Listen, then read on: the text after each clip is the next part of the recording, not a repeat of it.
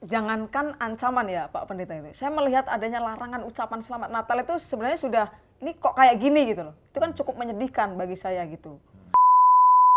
Kan Anda ini baik adanya, Anda tidak dilahirkan jahat kok. Tidak ada yang orang yang dilahirkan jahat. Semua orang dilahirkan baik adanya. Jadi ketika ideologi kita sudah terbawa dalam konteks perlawanan, kebencian atau ketidaksukaan bahwasanya penyebab di sini, nanti kita bisa mengarahkan. Karena radikalisme kan paham, sifat, dan aliran kan. Baik ke suatu kelompok atau ke pemerintahan atau kebijakan pemerintahan. Arahnya ke situ.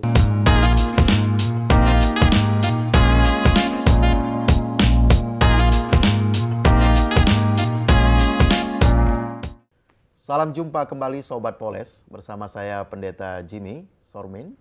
Dan saat ini saya ditemani oleh beberapa narasumber yang barangkali bagi sebagian sobat tidak asing didengar namanya ataupun dilihat di beragam media, termasuk di media sosial. Ada bersama saya perkenalkan dulu, Suster Irena.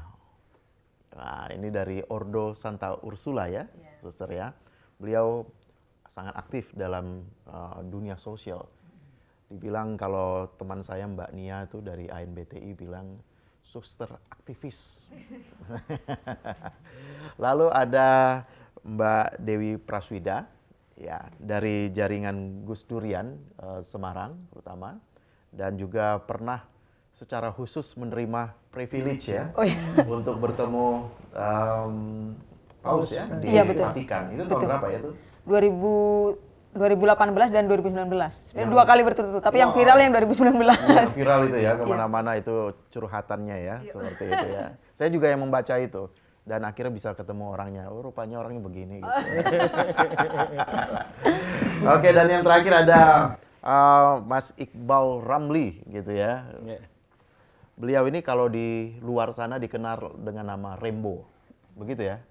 Ya, sebagian dari sekian banyak sebagian nama. Itu. Kenapa dipanggil nama Rembo? Karena paling diingat oleh kehidupan di masa lalu itu sebagai penyetok gitu ya, pemasok alat-alat atau kebutuhan-kebutuhan untuk aksi-aksi terorisme di Indonesia, begitu ya? Kalau nggak salah ya? Ya, koreksi koreksi kalau saya salah begitu. Dan beliau sekarang setelah meninggalkan dunia terorisme dan seterusnya, pernah menjadi napiter juga ya, maaf ya. Pernah beberapa kali. Beberapa kali ya, bukan hanya pernah ya. Pernah ditangkap, high crime school. pernah ditangkap, keluar, bikin lagi ya. Ditangkap lagi. Tangkap lagi dan bikin berulang kali begitu. Dan sekarang justru menjadi sobat kita untuk aksi-aksi untuk deradikalisasi maupun juga untuk menebar kedamaian di tengah-tengah kebinekaan. Baik, kali ini, Poles kali ini akan membahas secara khusus mengenai ibadah atau beribadah dan merayakan hari keagamaan secara aman dan tenang. Nah, mengingat kita akan memasuki atau menyongsong masa-masa di mana minggu-minggu kesukacitaan Natal dan Tahun Baru begini, dan ini berulang kali, hampir tiap tahun selalu diwarnai dengan aksi-aksi diskriminasi ataupun aksi-aksi teror gitu ya, yang membuat umat Kristen secara umum itu selalu khawatir nih. Bahkan gereja pun harus betul-betul disterilisasi dulu ya, diprotek. Yang masuk ke gereja juga warga jemaat diimbau jangan bawa tas yang besar, cukup bawa Alkitab atau tas-tas kecil yang seadanya untuk memudahkan keamanan dan sebagainya. Ini mau sampai kapan sih sebenarnya seperti itu gitu ya? Beribadah di tanah sendiri, lahir di sini dengan rasa tidak tenang. Bahkan podcast yang lalu itu seorang perempuan Katolik mengatakan tahun lalu saya tuh nggak bergereja karena takut, gitu ya. Pasca bukan tahun lalu, Makassar. Tapi pas Makassar terjadi, aku takut ke gereja lagi karena itu situasi itu. Dia dari Padang. Nah, Suster, bagaimana Suster sendiri akan memasuki masa-masa Natal ini? Tentu akan melayani, beribadah, merayakan dengan sukacita. Perasaan apa sih yang Suster hadapi? Apakah sama seperti perasaan-perasaan pasca aksi-aksi teror dan diskriminasi? Ya. Pertama-tama saya mau bersyukur dulu, masih hidup. di bumi Indonesia tercinta. Ini pantas disyukuri, ini rahmat Tuhan ya. Lalu ya masa-masa menjelang Natal rasa was-was itu ada. Tetapi kita juga optimis bahwa pemerintah menjaga kita dengan aman. Bapak-bapak keamanan seperti polisi, tentara, teman-teman Banser, semua menjaga kami dengan aman. Dan saya yakin kita percaya Tuhan memberi yang terbaik dan tidak akan terjadi apa-apa. Itu selalu doa-doa kita ya. Jadi selain kita waspada tetap ada. Jadi dengan protokol segala macam tadi itu kan sebenarnya adalah kewaspadaan. Supaya kita tidak pongah begitu ya. Waspada ada, tetapi juga ada rasa syukur, rasa percaya bahwa di luar kita banyak orang menjaga kita, banyak orang juga menemani kita, memberi rasa aman sehingga kita bisa beribadah. Kalau dari dengan suster sendiri minta maaf ini, apakah pernah bertanya mau sampai kapan sih begini? Oh ya. Setiap Natal, Tahun Baru itu selalu ada dalam ancaman-ancaman. Iya, Ada betul. perasaan begitu atau pernah bertanya-tanya nggak gitu dulu? Ya, pertanyaan ada, tetapi itu tidak terlalu mendominir, ya, karena tadi di sisi lain saya pribadi punya rasa percaya kepada negara ini, kepada keamanan ini, menaruh kepercayaan, tetapi tetap juga kita waspada itu. Jadi tetap kita bertanya, kalau dulu kita boleh hahi, boleh bersalaman, boleh ke gereja dengan penuh Iya. sukacita. Sekarang ini harus dibatasi dengan banyak hal. Terlebih juga masa pandemi ini. Ini juga lebih lagi. Tetapi yang membuat saya pribadi sih enggak terlalu ini. Gitu ya. Oke lah, kita situasi seperti ini ya kita coba ikutin aja dengan optimis gitu loh, dengan sukacita. Dan situ pasti ada berkat. Dan saya yakin berkat negara ini sangat-sangat banyak. Sehingga kita boleh sampai hari ini dengan baik. Dan saya bangga menjadi orang Indonesia dengan segala keberagaman dan perbedaan ini. Makasih, Suster. Nah, kalau saya coba bertanya kepada Mbak Dewi nih, sebagai muslimah melihat situasi ini yang kalau melihat Suster tadi tetap dalam keadaan sukacita, waspada, sekalipun ada ya rasa was-was seperti itu, tetap melihat optimis. Kalau Mbak Dewi sebagai muslimah sendiri, muslimah Indonesia melihat ancaman-ancaman, bahkan juga sampai dengan hasutan-hasutan yang setiap perayaan Natal Tahun Baru itu ada, apa sih yang Mbak Dewi rasakan begitu? Mungkin lingkungan Mbak Dewi juga kan ada yang umat teman-temannya yang Kristen, Katolik dan sebagainya. Jangankan ancaman ya Pak Pendeta itu. Saya melihat adanya larangan ucapan selamat Natal itu sebenarnya sudah ini kok kayak gini gitu loh. Itu kan cukup menyedihkan bagi saya gitu. Apalagi larangan ucapan itu biasanya disertai dengan bumbu-bumbu nanti mengolok-olok gitu. Bahkan sampai menguliti hidup Yesus misalnya gitu kan. Dari lahirnya itu sebenarnya dulu ada salju atau enggak dan sebagainya, itu kayak gitu pun kan kerap kali dipermasalahkan gitu. Apalagi sampai ke ancaman-ancaman pada perayaan Selamat Natal gitu kan.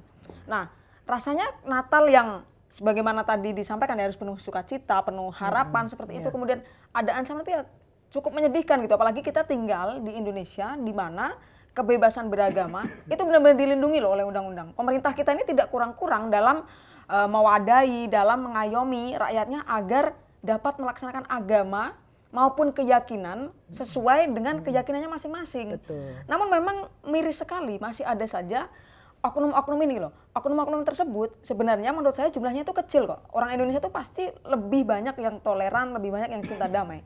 Namun yang kecil ini suaranya tuh besar gitu loh. Sedikit tapi bising kayak gitu kan. Di medsos dan lagi mereka tuh pinter gitu loh kalau buat konten di sosial media gitu. Konten-konten mereka tuh menarik gitu. Nah, di situ menjadi tantangan saya gitu loh. Saya juga meskipun konten saya memang belum sebagus dan semenarik mereka, setidaknya saya tuh berani bersuara dulu gitu loh. Meskipun itu juga mengandung resiko, misalnya seperti baru-baru ini. Saya itu kan posting di TikTok gitu. Bagi saya, lebih baik saya ini dikatakan akidah saya ini luntur hanya karena mengucapkan Selamat Natal, tapi niatnya adalah membangun kerukunan, membangun persaudaraan. Daripada saya mendukung larangan ucapan Selamat Natal, tapi dalam hati saya ini ada sentimen, tidak suka terhadap umat Kristen misalnya. Itu pun jadi ramai di TikTok saya ini, sudah ditonton ribuan, bahkan komennya itu udah ratusan kan, itu belum saya tanggapi sama sekali. Itu miris loh, komen-komennya ternyata kok kayak gini gitu, meskipun banyak juga yang positif. Jadi memang PR kita bersama gitu loh. Jangan sampai suara mereka itu lebih besar, sebagaimana kata Gus Ulil di Twitternya, beliau mengatakan gitu, memang misal perihal Natal itu urusan pribadi seperti itu ya, misal soal ucapan gitu. Tapi kita harus tetap menyuarakan bahwa mengucapkan selamat Natalnya itu boleh gitu. Jangan sampai suara larangan itu yang terus bergaung, karena itu nanti kan implikasinya panjang ya Pak Pendeta ya.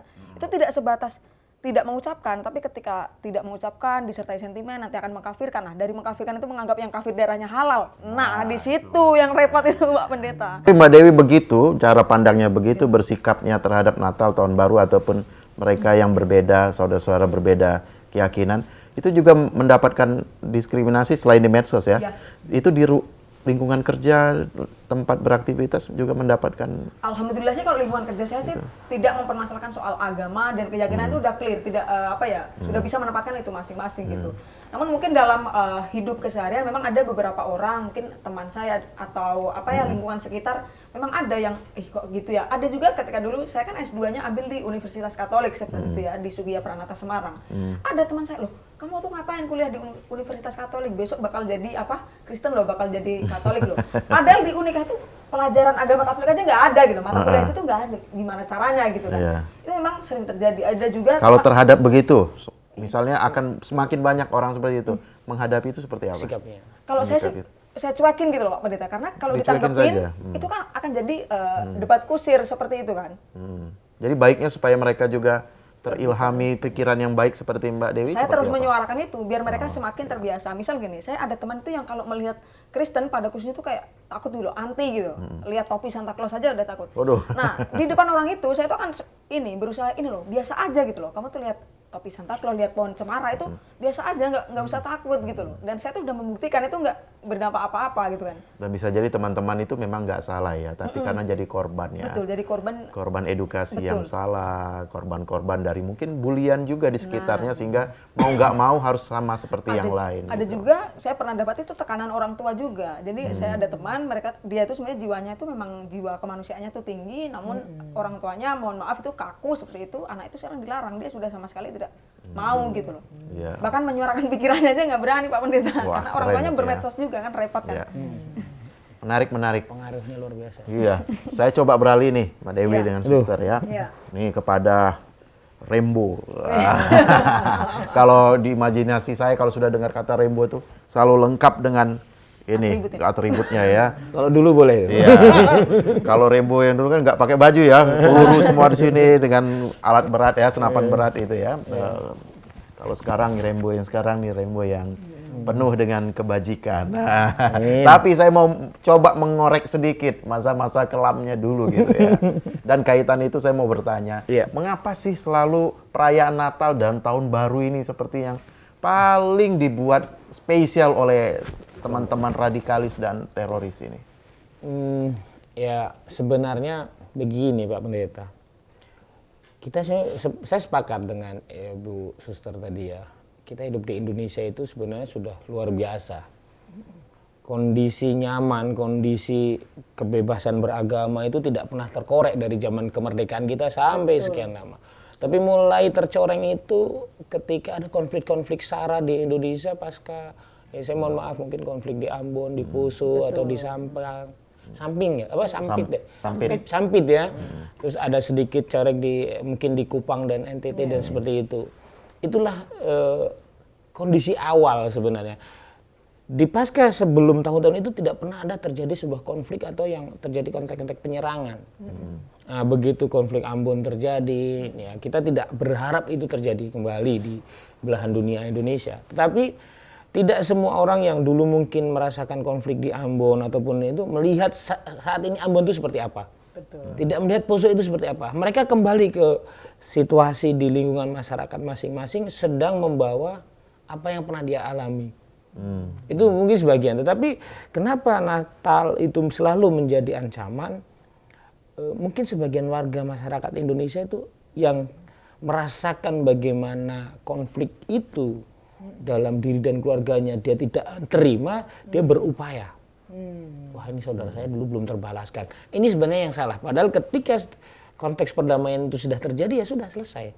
Seharusnya. Jadi kalau kita bilang orang-orang ini ketika pesta musiknya sudah mati tapi dia masih joget.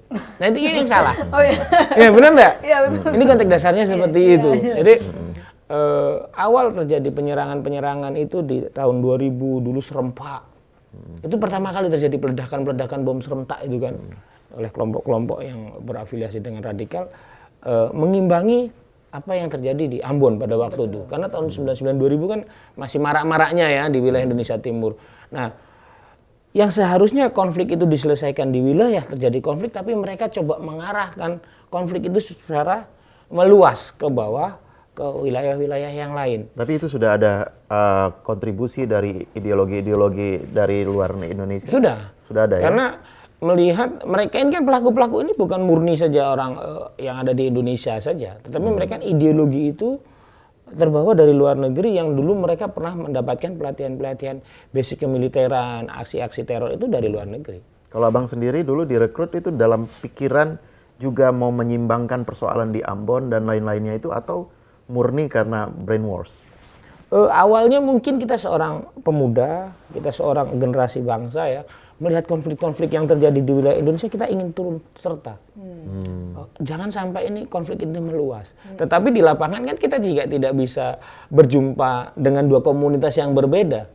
Komunitas A dengan komunitas A, komunitas B dengan komunitas B dengan keyakinan masing-masing. Kan dia bisa di komunitas kami itulah kita berjumpa dengan berbagai jenis orang-orang yang pernah merasakan konflik-konflik di luar negeri itu. Dan brainwash itulah yang kita terima di situ. Yang tadinya kita netral, bagaimana kita membawa bantuan sosial, kita membawa bantuan perekonomian masuk ke situ, obat-obatan. Tetapi berjumpa di situ dibawa ke wilayah konflik yang kita melihat, itu masjid sudah terbakar. Tapi kita tidak pernah dibawa kemana gereja itu dibakar. Kita tidak pernah bisa masuk ke wilayah-wilayah yang notabene-nya saudara-saudara kita yang Nasrani karena terpisah. Jadi kita selalu dibawa emosional. Agenda utamanya memang ideologi atau ada kepentingan lain itu? Pertama ideologi dibentuk. Karena kalau ideologi dan sasaran kita sudah terbentuk, kemudian kita akan diarahkan kemana seseorang itu akan mudah. Jadi ketika ideologi kita sudah terbawa dalam konteks perlawanan, kebencian atau ketidaksukaan bahwasanya ini penyebab di sini, nanti kita bisa mengarahkan. Karena radikalisme kan paham, sifat, dan aliran kan. Baik ke suatu kelompok atau ke pemerintahan atau kebijakan pemerintahan. Nah, arahnya ke situ. Nah, kalau saya balik lagi ke Natal, kenapa Natal jadi spesial? Nggak hari-hari raya lain yang bukan Muslim gitu. Bentuk. Minta maaf ini bukan maksudnya ini kenapa memang bukan iri dengan perayaan agama lain, tapi mengapa Natal dan Tahun Baru ini sepertinya selalu menjadi kalendernya kalender penting ya. Iya, para teroris. Sebenarnya kalau kita lihat beberapa konflik terakhir itu kayak di Myanmar, bahkan di India juga konflik antara Muslim dengan ini terjadi. Cuman di Indonesia ini mungkin konflik yang mereka ciptakan supaya lebih besar. Karena mereka kalau negara ini aman, mereka tidak bisa hidup. Tapi kalau negara ini penuh dengan konflik, mereka bisa hidup. Jadi sebenarnya seolah-olah bagaimana menciptakan konflik yang lebih besar lagi. Makanya sementara penduduk terbesar di Indonesia yang kedua selain Muslim adalah kelompok Kristen. Jadi upaya bagaimana bahasanya konflik ini akan hidup, maka dia akan hidup di situ. Kalau konflik tidak ada, dia tidak bisa hidup. Bahasanya tidak aman karena pemahamannya dia bagaimana bisa menciptakan sebuah konflik-konflik yang menuju konflik-konflik yang besar. Dan Natal memang sudah punya panggung ya. Panggungnya. Sudah punya panggung, tinggal numpang manggung di situ. Kejadian apa jadi, itu akan walaupun pesan itu kecil, salah satu prinsip teman-teman lama itu, dia punya 1000 program. 1000 program ya, yang mengisahkan 999 itu bisa digagalkan oleh aparat keamanan. Satu itu lepas, berarti program dia berhasil. Nah, makanya kita perlu sama-sama menjaga menjaga keamanan di Indonesia ini di akhir-akhir. Kalau saya bilang ini tanggal-tanggal krusial, Pak Pendeta. Iya. Ini penting bagi kita bersama menjaga supaya itu tidak terjadi lagi. Saya berharap 2021 menuju 2022 ini tidak ada sebuah kejadian yang membuat kita Ya. miris, apalagi terjadi penyerangan aksi-aksi di sebuah rumah ibadah, gereja ataupun yang lainnya. Ya. Jadi sebenarnya Islam itu tidak pernah mengajarkan menyerang gereja ataupun ibadah. Tempat ibadah yang lain. Kalau itu terjadi di wilayah konflik, nah Indonesia konfliknya di mana? Nah ini yang perlu diluruskan baik pemerintah, Kementerian Agama, kita semua secara psikologi, pikiran semuanya kepada baik keluarga, kelompok atau tetangga kita yang mungkin menjadi simpatisan kelompok ini gitu Pak. Ya, ya. Oke, menarik ya. Saya balik lagi ke suster nih, kita putar-putar nih sedikit ya. Perlu kupas sama-sama nih. Iya, kupas sama-sama. Nih kalau sudah mendengar penjelasan dari baik Dewi, Mas Rembo mengenai bagaimana perspektif mereka sendiri mengenai perayaan di luar keagamaan yang mereka imani begitu ya. Ternyata secara positif masih berpikir tentang kebangsaan ini dengan baik, memanusiakan manusia lain, artinya menjaga atau tidak mengancam kehidupan orang lain. Suster melihat Natal kita, gitu ya, perayaan-perayaan Natal ini dengan pribadi figur-figur seperti ini, apa kesan perasaan yang Suster rasakan itu mendengar penjelasan kedua sahabat kita ini? Iya, terima kasih. Saya rasanya adem, Iya. ya adem. Dan sebenarnya ini persoalan orang-orang tertentu aja, sebagian kecil. Sebenarnya saya kenal banyak teman-teman Muslim atau itu baik-baik. Selama ini baik-baik, saya tidak pernah disolimi dan kita bisa bersahabat, kita bisa bekerja sama, bergandengan tangan, saling mengembangkan. Jadi saya merasa itu agenda orang-orang tertentu saja sebenarnya. Kalau menurut saya, dan saya percaya dengan pendekatan-pendekatan kemanusiaan, karena pada dasarnya manusia itu baik. Itu prinsip saya. Pada dasarnya manusia itu diciptakan baik adanya. Menjadi tidak baik itu karena ya ego-ego pribadi sebenarnya, begitu ya. Kalau menurut agama Suster, apapun baik. Pribadi-pribadi seperti ini bisa berubah, bisa menjadi berkat iya. ini. Itu apa yang harus kita lakukan sih Suster supaya banyak manusia-manusia seperti Ya, mari kita menjadi agen-agen perubahan. Kita terus mengedukasi teman-teman kita, Iya, ya. berdialog dengan teman-teman, anak-anak muda. Dia harus semakin banyak kayak jiwanya Pak Rainbow ini, supaya berdialog dengan orang muda. Perlu di-sharekan sebenarnya.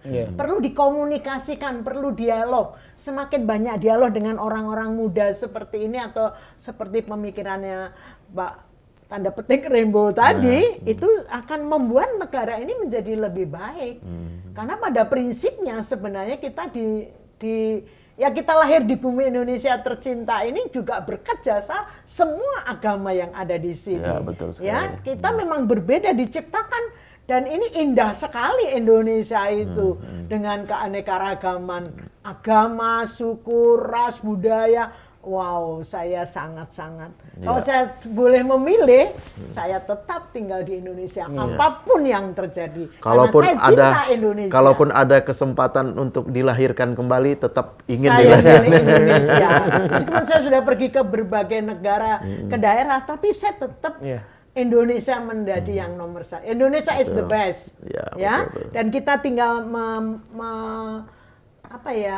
meningkatkan dialog kita sehingga mutiara-mutiara yang ada dalam pribadi-pribadi ini menjadi semakin tumbuh dan menjadi berkat bagi banyak orang, ya. Betul. Sehingga makanya dalam agama katanya cintailah, kasihilah musuh-musuhmu atau mereka yang mengalami. Maka kami juga tidak membalas, ya. Kami kan tidak membalas. Justru kalau bisa mengampuni, justru kalau bisa ayo, kan Anda ini baik adanya, Anda tidak dilahirkan jahat kok. Tidak ada yang orang yang dilahirkan jahat. Semua orang dilahirkan baik adanya. Sebagai citra Allah, gambar Allah. Menjadi tidak baik, menjadi kacau tadi pribadi-pribadi karena tadi paham-paham yang keliru. Kok kita belajar agama Islam, bagus sekali. Ya, enggak ada ngajarin menjadi pembunuh atau menjadi, nggak ada di dalam ayat-ayat Al-Quran atau nggak ada. Semua ngajarkan cinta kasih, damai, begitu. Tafsirnya saja yang salah gitu ya. Makanya itu perlu terus-menerus didialogkan, didiskusikan dalam pertemuan-pertemuan orang muda, pertemuan-pertemuan ibu-ibu, bapak-bapak, ya segala lapisan lah. Sehingga cara-cara dialog seperti ini, podcast apa ini namanya, ini Harus baik semakin kan diramaikan ya. Semakin diramaikan sehingga kita bisa saling bersilaturahmi. Itu Iya. saja Pak Ya. Jimmy yang Siap, saya... Suster. Ya, terima kasih banyak Suster. Nah, kalau Dewi Iya, Dewi gimana, sebagai generasi milenial gitu Wih. ya. Atau sudah bukan milenial ini? Generasi Z ya. Milenial masih ya. Milenial masih ya. Generasi Z ya. 80 ke atas kan? 90. Iya. Ya, oke. 90 ke ini malah. Oh, 90 berarti 95 mungkin ini. Iya. 96. 96. Wah, berarti Z ya. Z ya? Generasi Z ya. Pantas tadi ada di gini dikit. Ada huruf Z-nya. Zuru ya. Gimana supaya anak-anak muda ini juga speak up tentang kegelisahan atau juga keharapan untuk optimis membangun bangsa ini? Karena apalagi tantangan di masa-masa milenial ini kan memang semua bagaimana dunia kerja, apa ini ya, nikmati teknologi dan seterusnya. Bagaimana supaya juga perhatikan gitu loh. Hai anak-anak generasi Z, hai anak generasi milenial, ini loh bangsamu ini ada dalam suatu krisis, tapi kita masih punya optimis bersama untuk bisa membangun dan membangkitkannya menjadi bangsa besar gitu di tengah-tengah dunia ini. Kalau menurut saya, berdasarkan pengalaman saya nih ya, itu harus dibentuk dari lingkungan. Nah, kalau saya, alhamdulillah, saya tuh terbentuk di lingkungan keluarga. Jadi almarhum kakek saya itu juga seorang pegiat lintas agama, pernah jadi anggota dewan juga, pernah jadi guru juga dulu. Oh, Jadi banyak hal yang pantas dikasih ya. ke saya gitu, banyak edukasi-edukasi baik tentang kebangsaan, tentang pendidikan, bahkan tentang agama itu banyak diberikan di saya seperti itu. Sehingga ketika saya keluar menghadapi lingkungan mungkin yang berbeda atau melihat konflik itu mungkin cara berpikirnya sudah beda karena dari rumah memang saya sudah dibekali oleh almarhum kakek saya tersebut dan menurut saya cukup kuat bekal yang beliau berikan gitu. Namun tidak semua orang tentu nasibnya sama. Itu bisa dibentuk dengan memilih misal lingkungan belajar agama yang baik nih. Karena gini ya, agama itu kan menjadi sesuatu yang sangat spesial di Indonesia. Bahkan kita tuh melihat apa-apa tuh harus harus pakai agama lah ibaratnya. Kalau nggak pakai agama itu udah dosa, liberal dan sebagainya lah sebutan-sebutannya AC kayak gitu. pun ada label agamanya Iya. ya sekarang ya. Kulkas aja ada juga labelnya ada, gitu. TV juga ada. Nah, kita khususnya nih bagi orang tua ya, saya meskipun belum menjadi orang tua, tapi boleh lah ya kasih masukan kayak gitu. Iya, nggak apa-apa. Jadi gini loh, sebagai orang tua di zaman sekarang, zaman serba canggih gitu ya, jangan asal percaya juga gitu dengan sharing-sharing potongan ayat, tapi nggak jelas tuh apa asbabul nuzulnya gitu. Ini aneh gimana asal percaya aja potongan nanti di-share di grup keluarga anak kalau nggak ngikutin dianggap durhaka dan sebagainya. Itu menurut saya agak repot juga gitu. Terlebih soal agama gitu. Nah, tentu orang tua juga harus mengarahkan lah minimal anaknya tuh memilih guru agama yang baik seperti itu, guru agama yang jelas sanad keilmuannya seperti itu ya istilahnya. Sekarang kan kita bisa akses guru-guru agama yang baik itu di sosial media, misalnya kita di YouTube kita bisa akses ceramahnya Profesor Quraisy Shihab, itu kan bagus-bagus seperti itu, atau mungkin Gus Baha, atau mungkin Ustadz Abdul Muti itu yang dari Muhammadiyah dan sebagainya. Kita sekarang bisa akses itu dan seandainya misal nih orang tuanya tidak bisa mengarahkan, nah si anak ini yang hidup di tumbuh dan berkembang di era teknologi juga harus bisa saling mengisi gitu. Namun tentu itu tidak mudah. Jadi menurut saya terbentuknya kembali lingkungan Jadi dulu. baiknya belajar segala sesuatu dari banyak sisi ya. Nah, betul. Jangan hanya satu sisi itu saja yang kita Dan jadi itu ya. gini Pak Pendeta, saya favorit itu kita. ketika dulu saya pengalaman belajar di luar, khususnya tentang kekristenan dan kekatolikan, ada satu hal yang menarik gini. Saya kan dulu studinya di lembaga untuk belajar Islam untuk orang Katolik gitu kan.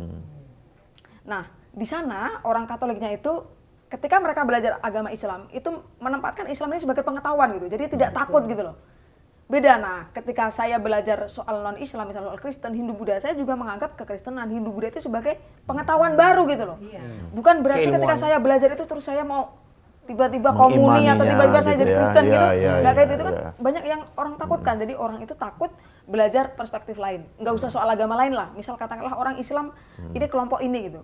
Dia mau belajar kelompok yang lain takut karena sudah menganggap yang lain ntar jadi liberal nih dan sebagainya. Jadi memang pertama ditumbuhkan minimal dari lingkungan lah. Kalau bisa lingkungan keluarga, kalau enggak lingkungan keseharian lah minimal kayak gitu. Lalu yang kedua yaitu kita harus membuka diri gitu. Membuka diri itu kan tidak berarti kita mengingkari keberadaan Tuhan, tidak berarti kita tuh jadi liberal atau menghilangkan agama kita dan kan enggak. Jadi biar Kan enak ya kalau kalau teman-teman Kristen ini kan misalnya para pendeta, pastor, suster itu kan sebelum belajar teologi kan mereka diimbangi belajar filsafat itu.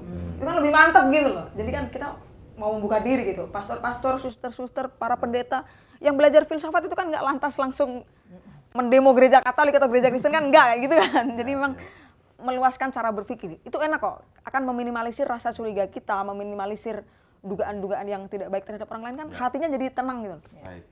Jadi dua hal itu ya yang harus ditekankan ya.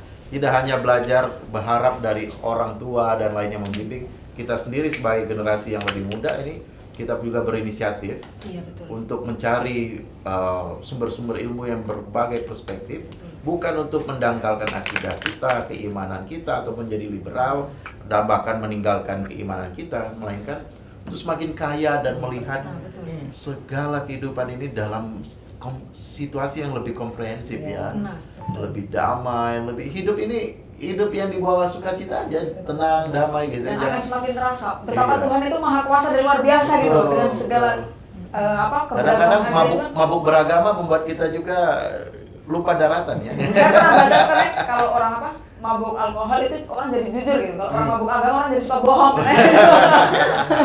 Itu saya kayak baru dengar juga itu. Kalau saya ke Bang Rembo, apa sebenarnya yang mau disampaikan ini sebagai yang mendahului generasi-generasi yang lebih muda yang pernah mengalami pahitnya kehidupan dan seterusnya itu, apa yang mau dipesankan itu kepada generasi yang penerus kita ini? Tentunya dalam mengambil sikap itu ada sebuah dasar yang harus dia pahami. Jadi ketika memahami sebuah aliran apapun garis hidup itu tidak sembarangan dalam mencerna. Ada pembanding-pembanding lain. Ya, mungkin pengalaman saya bisa menjadi sebuah pelajaran agar kita tidak masuk dalam sebuah kelompok yang kita menganggap adalah kelompok paling benar. Tentunya kita harus berdiskusi dan membanding. Saya sepakat dengan Mbak tadi, keluarga itu menjadi kunci utama.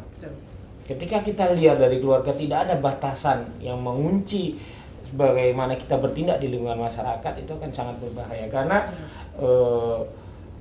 ketika seseorang diarahkan ya kriminal itu akan mengakui bahwasanya dia melakukan sebuah kejahatan, bahwasanya dia salah, melanggar undang-undang. Tetapi kalau dibentuk dalam konteks keagamaan, bahwasanya apa yang kamu lakukan dibenarkan oleh agama, padahal tindak tanduknya yang dilakukan adalah sebuah kesalahan. Tapi ketika dibungkus oleh ayat-ayat Al-Quran atau apa yang mendiskusikan bahwasanya kamu benar melakukan itu, sebagian seperti itu menganggap bahwasanya apa yang dilakukan sebuah kebenaran. Maka dari itu, bagi teman-teman pendasaran terhadap agama masing-masing, baik yang Islam, yang Muslim dan sebagainya, jangan mudah terprovokasi dengan apa yang sekarang mudah muncul di media sosial. Tolong dipertanyakan atau didiskusikan kepada yang lebih memahami bahwasanya kehidupan berbangsa dan bernegara ini jauh lebih baik daripada kehidupan kelompok dia yang paling benar. Nah, saya meyakini bahwasanya tidak ada orang jahat yang tidak punya masa depan, dan tidak ada orang sukses yang tidak punya masa lalu. Ya, mantap ya. Kesuksesan hari ini adalah karena masa lalu yang sudah ditapaki satu persatu ya. Oke, saya mau berikan kesempatan untuk closing statement begitu ya. Pesan sesuatu hanya dalam satu kalimat, sangat singkat begitu ya. Kepada saudara-saudara yang merayakan Natal dan Tahun Baru, apa yang mau disampaikan? Silakan, Suster. Terima kasih kepada keluarga yang merayakan Natal. Marilah keluarga kita didik dan kita beri semangat persaudaraan bahwa Indonesia dengan beragam agama kita boleh saling menghormati dan menghargai. Ya, Mbak Dewi. Kalau dari saya sederhana saja, jangan pernah takut menjadi berbeda seperti itu. Siap. Dalam situasi yang sulit, jangan pernah lupa untuk berbagi kepada sesama. Mantap, ya. Demikian dengan diakhiri dengan closing statement yang sangat manis tadi ya dari ketiga narasumber kita. Kita tutup sesi atau episode saat ini untuk Poles saat ini, dan kiranya kita dapat berjumpa di tahun baru nanti di episode yang tidak kalah menarik lagi. Kita ucapkan salam Poles ya. Poles, gosok terus sampai licin.